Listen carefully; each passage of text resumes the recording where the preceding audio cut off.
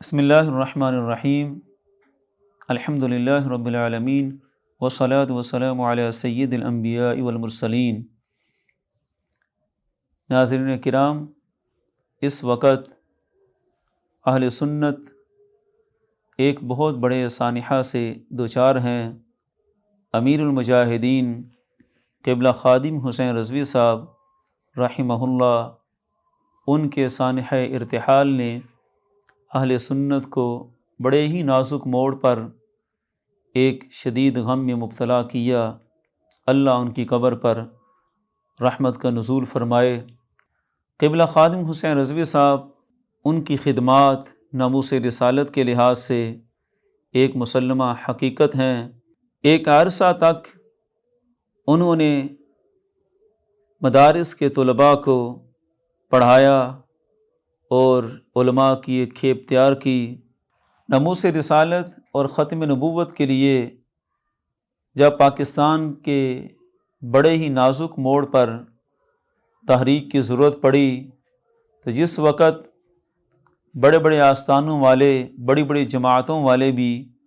مصلحت بینی کا شکار ہوئے، ابن الوقت بنے، تو اس دور میں بھی قبلہ امیر المجاہدین اور حضور کنز العلماء، ان دونوں ہستیوں نے بھرپور کردار ادا کیا جو کسی تعارف کا محتاج نہیں ہے۔ دونوں قیادتوں نے بڑے بڑے کام کیے اور پھر تحریک بڑھتی گئی، بہت کچھ ہوا، کچھ وہ بھی ہوا جو نہیں ہونا چاہیے تھا۔ چند ناگزیر حالات اور ناگزیر موڑ پر دونوں قیادتوں کے درمیان دوریاں بھی بنی، وہ ایک مسلمہ حقیقت ہے، اس سے روگردانی تو کی نہیں جا سکتی۔ دوریاں پیدا کرنے والے بھی چند شر پسند عناصر تھے اور کچھ دشمنوں کی سازشیں تھیں کہ شاید اس طرح ناموس رسالت کا مشن پاکستان میں بند ہو جائے گا، لیکن ایسا قطعاً نہ ہو سکا۔ اللہ کے فضل اور توفیق سے یہ مشن دو جہتوں سے مسلسل جاری رہا۔ کسی موڑ پر بھی دونوں قیادتوں نے کوئی مداہنت کا مظاہرہ نہیں کیا، بھرپور انداز سے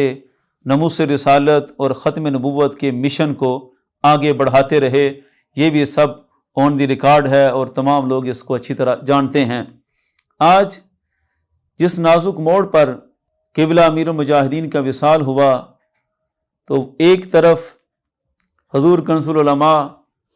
انہوں نے مسلک حق اہل سنت پر جو پہرا دیا اور پہرا دیتے ہوئے سنت مجددی کو زندہ کرتے ہوئے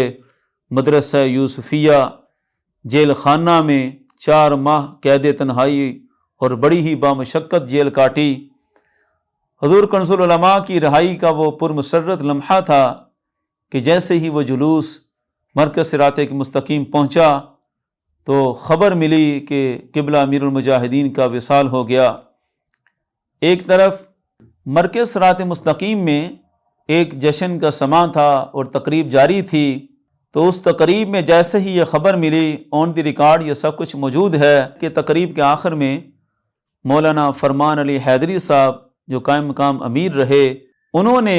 اگلی ساری تقریبات کی منسوخی کا اعلان کیا کہ اس وقت اہل سنت کے لیے بڑے ہی تشویشناک حالات ہیں اور عظیم سانحہ سے دوچار ہے اہل سنت، لہذا اگلی تقریبات اگلے اعلان تک منسوخ سمجھی جائیں۔ اگلے دن ہمارا لائحہ عمل تھا، کچھ داتا دربار کی حاضری اور دیگر کچھ امور، سب کچھ فوری طور پر منسوخ کر دیا گیا حضرت کے سانحہ ارتحال پر۔ پھر اس کے بعد حضور کنز العلماء نے جنازے میں شرکت فرمائی، یہ سب نے دیکھا۔ آج کچھ شر پسند عناصر اس پر وویلا کرتے نظر آ رہے ہیں اور حضور کنز العلماء کی تقریروں کا حوالہ دیتے ہوئے آج دوبارہ اہل سنت کو کسی شر سے دوچار کرنا چاہتے ہیں۔ یہ وہی شر پسند عناصر تھے جو دونوں قیادتوں کے درمیان دوری کا باعث رہے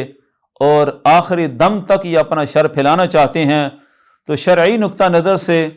جواب دینا ضروری سمجھتے ہیں۔ جہاں تک ذاتی اختلافات کو وہ سامنے لاتے ہیں، تو حضور امیر المجاہدین کے وصال کے بعد اب ان کی کوئی اہمیت نہیں ہے۔ ذاتی، تنظیمی، شخصی، تحریکی اختلافات وہ سب ختم ہیں۔ سب سے بڑی بات جو دشمنان اس وقت وویلا کرتے نظر آ رہے ہیں کہ قبلہ کنز العلماء نے تو فتویٰ لگایا تھا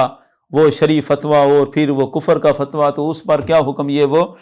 تو اس پر میں اب واضح کر دینا چاہتا ہوں کہ فتویٰ پڑھنا بھی ایک کام ہے، فتویٰ سمجھنا بھی کام ہے۔ وہ فتویٰ حکم شرع بیان کرنے کے لحاظ سے تھا، کسی قائل پر شخصی فتویٰ حضور کنز العلماء نے کسی خطاب میں نہیں لگایا تھا۔ وہ سارے بیانات آن دی ریکارڈ موجود ہیں، ان کو اچھی طرح دیکھ سکتے ہیں۔ اگلی بات یہ ہے کہ فتویٰ تو اس بات پر تھا کہ لفظ خدا کا اطلاق غیر اللہ پر قطعاً درست نہیں ہے، اور جس متکلم نے ایسا قول کیا اور پھر اپنے قول کا جواز پیش کیا، اور جواز پیش کرتے ہوئے اضافت کے بغیر ساری توجیحات اور تعویلات کے دروازے بھی بند کر کے اس متکلم نے یہ دعویٰ کیا کہ لفظ خدا کا اطلاق درست ہے۔ اس پر پورے سیمینارز موجود ہیں، اس کو موضوع سخن بنانا ہمارا کام نہیں ہے، وہ سارے آپ سیمینارز کو نکال کر دیکھ سکتے ہیں۔ بات یہ تھی کہ غیر اللہ پر اطلاق درست نہیں ہے، جس متکلم کا یہ دعویٰ ہے اس کا یہ دعویٰ بھی کفر ہے، اور ایسے دعوے پر اپنے آپ کو خدا کہلوانے والا، اس پر بھی حکم شرع تھا، حکم شرع ہے اور حکم شرع رہے گا، یا اعلیٰ حضرت کا فتویٰ ہے۔ جہاں تک بات قبلہ امیر المجاہدین کی تھی، تو یہ بھی سب جانتے ہیں کہ امیر المجاہدین بڑے ہی بے باک، نہ ڈر اور کسی مصلحت کے تحت نہیں آنے والے تھے۔ وہ شرع کے معاملے میں بڑی بے باکی کے ساتھ اپنے موقف کو سارے زندگی بیان کرتے رہے۔ جتنا شدید رد قبلہ کنز العلماء نے اس موقف کا کیا، جس متکلم نے دعویٰ کیا تھا لفظ خدا کے اطلاق کے لحاظ سے، یہ بھی رضوی صاحب کی حقیقت پسندی ہے کہ انہوں نے کسی موڑ پر بھی اس فتوے کا رد نہیں کیا، کسی مقام پر بھی امام جلالی کے خلاف اس بنیاد پر آواز نہیں اٹھائی کہ انہوں نے لفظ خدا کے اطلاق کو کیوں کفر قرار دیا، جبکہ میری ذات کا ہی مسئلہ تھا اور مجھے خدا کہا جا رہا تھا۔ ایسا انہوں نے کسی موڑ پر نہیں کیا، اور یہ نہ کرنا بھی ایک بے باکی ہوتے ہوئے، جرأت رندانہ ہوتے ہوئے، اور اتنے دلیر لیڈر ہوتے ہوئے، اتنے شدید حالات میں بھی رد نہ کرنا بھی اس موقف کی بھرپور تائید تھی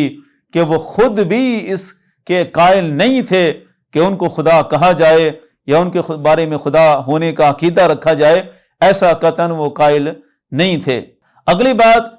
حضور کنز العلماء نے ایک طرف کو تو تقریبات کو منسوخ کیا، اور دوسری طرف پھر علماء کا پورا ایک پینل بلوایا، مفتیان کرام کو طلب کیا، جس میں فقیر کو بھی دعوت دی گئی کہ اس مسئلے پر شرعی نقطہ نظر سے غور کیا جائے۔ تو شرعی نقطہ نظر سے ایک تو یہی بات، اور دوسری بھرپور شواہد ایسے موجود تھے، اور باوثوق ذرائع سے یہ خبر ملتی رہی کہ جب بھی قبلہ رضوی صاحب کو کہا جاتا کہ آپ پر لفظ خدا کے لحاظ سے اتنی شدید تنقید کرتے ہیں تو آپ ان کا جواب کیوں نہیں دیتے، تو اس پر رضوی صاحب کے اپنے کمنٹس یہی ہوتے تھے کہ میں خدا کہلوانے کا حقدار نہیں ہوں، یہ اس متکلم کی زیادتی ہے جس نے میرے بارے میں ایسا قول کیا۔ لہذا حقائق جب یہ تھے کہ قبلہ رضوی صاحب اس موقف کی خود بھی تردید کیا کرتے تھے، اور اس حقیقت کو وہ تسلیم کرتے تھے کہ لفظ خدا کا اطلاق غیر اللہ پر یہ قطعاً درست نہیں ہے، اور نہ ہی ان کی ذات کے لحاظ سے یہ درست ہے کہ کوئی ان کو خدا کا لقب دے۔ تو اس بنیاد پر جب ان کی طرف سے یہ تردید تھی، اور ایمان کے مسئلے میں ادنا سا احتمال، ادنا سی دلیل بھی کافی ہوتی ہے، قبلہ رضوی صاحب نے جو حقیقت کو تسلیم کیا تھا، تو اسی بنیاد پر ہی قبلہ امیر المجاہدین کے جنازے میں شرکت ہوئی۔ اور یہ بھی سمجھنے والے سمجھتے ہیں کہ جن حالات سے حضور کنز العلماء گزرے، گزشتہ 6 ماہ میں جو کچھ ہوا، حضور کنز العلماء کے خلاف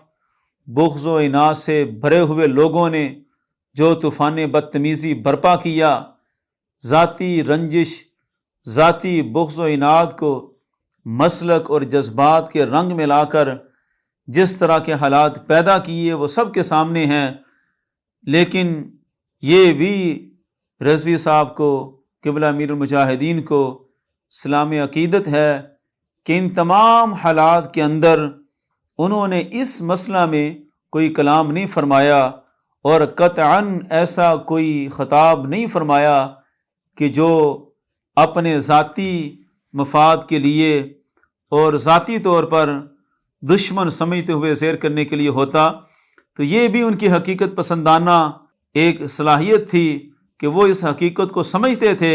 کہ یہ مسئلہ قرآن و سنت کی روح سے اور مسلک حق اہل سنت کی روح سے بالکل بجا موقف ہے، اور یہی اہل سنت کا عقیدہ ہے کہ خطا اجتہادی کوئی موجب طعن نہیں ہے، اور نہ ہی یہ خطا اجتہادی کوئی گستاخی اور بے ادبی کے زمرے میں آ سکتی ہے۔ تو جب بڑے بڑے بغض و عناد سے بھرے ہوئے طوفان بدتمیزی کر رہے تھے، تو اس دور میں بھی، ان حالات میں بھی قبلہ رضوی صاحب نے اس موقع کو کیچ کرنے کے لیے کوئی ایسا اقدام نہیں کیا۔ تو خلاصتاً اب عرض یہ ہے کہ فتویٰ جو تھا، جو حکم شرع تھا کہ لفظ خدا کے اطلاق غیر اللہ پر نہ کبھی ہو سکتا ہے، نہ ہوگا، اور نہ آئندہ کبھی کوئی اس کی اجازت دے سکتا ہے، یہ آج بھی باقی ہے، اس پر ہماری کوئی دوسری رائے نہیں ہے۔ اس حکم شرع سے قطعاً ایک قدم پیچھے ہٹنے کا سوال ہی پیدا نہیں ہوتا۔ تو لہٰذا جس متکلم نے یہ دعویٰ کیا اور دعوے میں پھر مزید آگے بڑھتا گیا، اس کے لحاظ سے آج بھی حکم شرع وہی ہے۔ اس متکلم کو آج بھی دعوت ہے کہ اس موقف سے توبہ کرے اور رجوع کرے۔ یہ انتہائی خطرناک عقیدہ ہے، اور وہ خود بھی زندگی کے بڑے خطرناک موڑ پر ہیں۔ ان کو دعوت ہے کہ بر وقت اپنے ایمان کی حفاظت کرتے ہوئے اپنے اس موقف سے توبہ کریں۔ حکم شرع آج بھی وہی ہے، اور اصل حکم شرع بھی اس متکلم پر ہے، اور باقی ہے ابھی تک